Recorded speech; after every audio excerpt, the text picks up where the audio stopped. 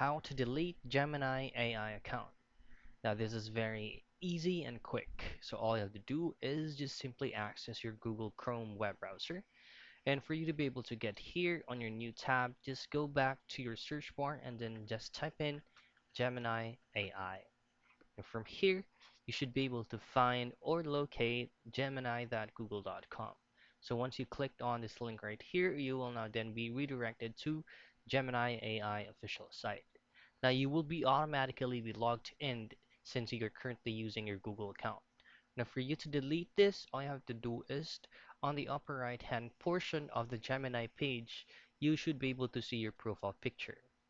Now for you to delete your account, just simply click on sign out and then you will be redirected to the logout page and click on continue.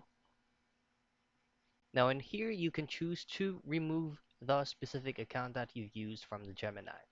So that's it. That's the only way of deleting your Gemini AI account.